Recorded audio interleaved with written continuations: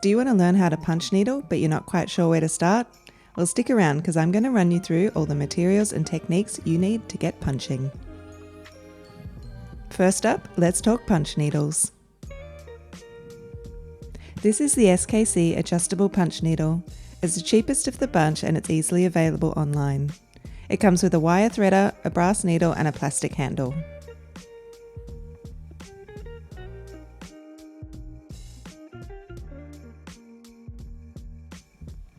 This handle has 4 different settings so you can adjust the height of the loops you create.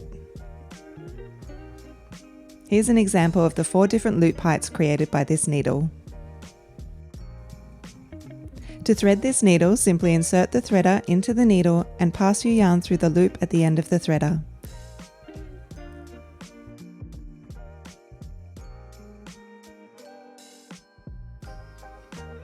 Then you pull this through the needle and remove the wire threader from the yarn. Taking the tip of the yarn in your fingers, push it through the little hole at the end of the needle from the inside to the outside. Then you're all done. These are the Lavor punch needles from Portugal. They come with a wire threader, a metal needle and a recycled plastic handle. These needles are also adjustable. Simply twist the handle and move it to the desired notch and twist it to lock it back in place. Here is an example of 3 different loop heights created by this needle.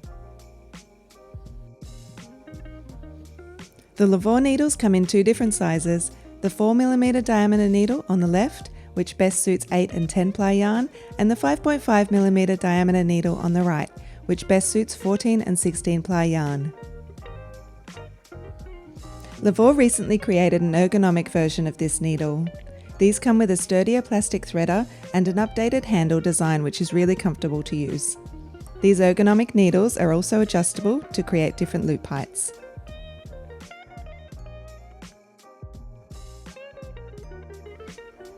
Here is a comparison of the 2 different models.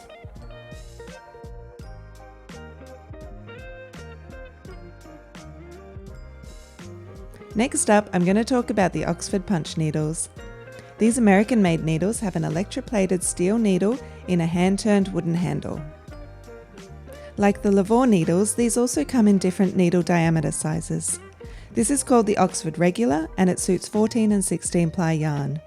And this is the Oxford Fine, which suits 8 and 10 ply yarn. Here is an example of the flat and the loopy sides created by the Oxford Regular using 14 ply yarn. And here is an example using the Oxford Fine and 8 ply yarn. These needles don't have adjustable heights. Instead, there's a range of needles available with fixed size heights. On the left is the Oxford number 10 fine needle and on the right is the Oxford number 14 fine needle. These Oxford needles feature a slot down the side which makes threading fast and easy. Simply pinch your yarn end and poke it through the hole in the top of the needle from the inner side to the outside. Then you run the length of your yarn back down through the handle until it is sitting inside this channel. Next up, let's talk about cloth, because for punch needle you need very specific fabric. First up, my go-to fabric is monk's cloth. This is made in America from lovely soft 100% cotton. It has a unique open weave structure that is perfect for punch needle. It has 24 threads per inch which allows the punch needle to easily pass through the fabric to make your stitches. This cloth is also great because you can undo your work at any time and gently move the threads back into position ready to be punched again.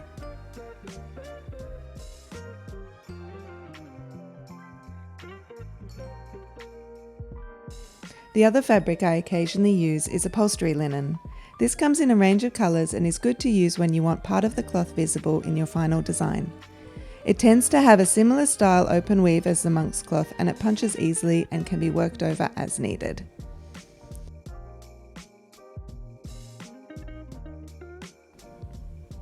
It's important when punching that you keep your cloth nice and tight. To do this, you're going to need to stretch it using a hoop or a frame. A good option for this is embroidery hoops. These bamboo ones are cute for displaying your finished work, but they don't keep your fabric tight enough when you're punching. Instead, you're going to want to use a plastic non-slip hoop. These have an interlocking ridge and valley on the inner and outer hoops, which helps keep your fabric nice and tight.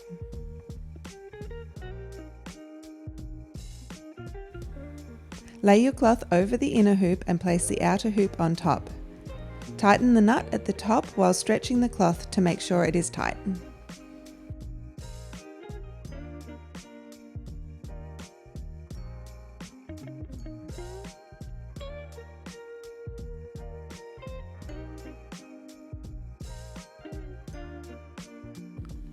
These non-slip hoops come in a range of different sizes and shapes.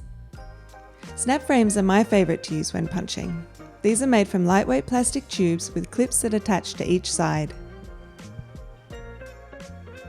Lay your fabric over the frame and attach the first clip onto one side.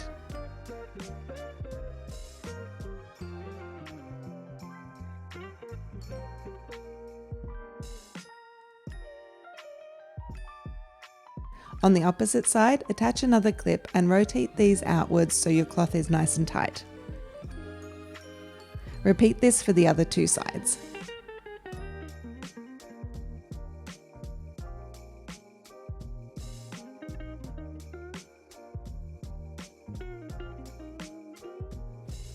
These snap frames come in a few different square and rectangle sizes. If you need a specific size frame, a good option can be to use a wooden canvas frame. You can buy these from art supply stores and remove the canvas. And then using a staple gun, attach your cloth to the wooden frame, making sure you pull it tight as you do so. Now, let's talk yarn. First up is the chunky yarns. These work well with the SKC needle, the Lavor 5.5mm and the Oxford regular. I like to use 14 and 16 ply wool yarn as it has a great feel and texture. Alternatively, similar weight yarns in cotton, bamboo, acrylic or blends are good to use too. You can also experiment with using thicker style roving yarns, just so long as they are able to pass through the needle easily. And these are the more standard weight yarns. These work well with the Lavor 4mm needle and the Oxford fine. I like to use 8 and 10 ply wool yarn or similar weight yarns in cotton or blends of different fibres. Now, let's get punching. For this demonstration, I'll be using a snap frame, the Oxford No. 10 regular punch needle, 14 ply wool yarn and monk's cloth. Hold the punch needle with the opening always facing the direction you'll be punching. Insert it into the cloth until it hits the wood of the handle and then lift it up so the tip of the needle just comes above the surface of the fabric. Then, move your needle across the surface of the cloth 3 spaces and insert it again. Make sure you go in as far as the needle allows, and when you come up, make sure you don't lift the needle too far above the cloth.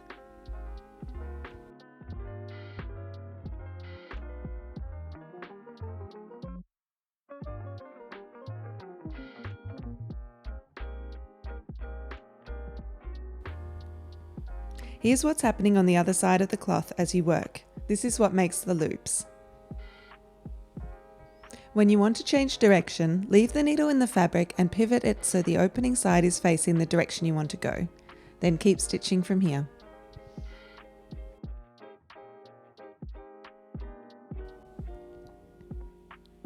To create areas of punching, you need to put your rows next to each other and position your stitches so they form a small brickwork pattern. This ensures that your stitches are neat and organised, and also that you're not punching into the holes created in previous rows.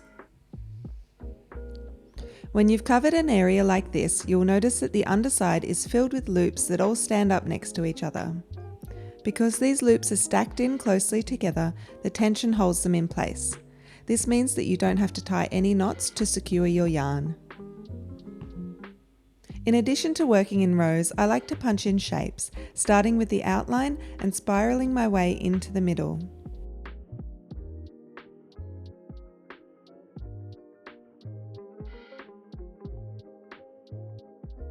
When you finish a section or want to change colours, just lift your needle out, trim the yarn and poke it through to the other side with a closed pair of scissors. When you're working, if you make a mistake or if you change your mind, simply pull out your stitches and graze over the surface of the cloth with your closed scissors or the tip of your punch needle. This will return the threads to their original position and you can punch over them again. When you've finished punching, turn your work over to the loopy side to trim all your yarn ends. Hold each yarn end up and trim it to the height of the loops around it. Remember, you don't have to tie any knots. This will all stay in place with tension. Also, you can neaten up this side by moving around the loops of different colours to create better definition of your lines and shapes. Now, you might be wondering which is the right and wrong side of your work. It really is up to you. I personally will display the flat side when I have a more detailed design and I want to show better definition of the lines. However, I think displaying the loopy side is my favourite because it creates such a fun texture. I love turning my punch needle pieces into wall art, and I think these look great in hoops, frames, or as wall hangings. Punch needle is a super fun and easy craft, and I hope you love it as much as I do. Have fun and happy punching!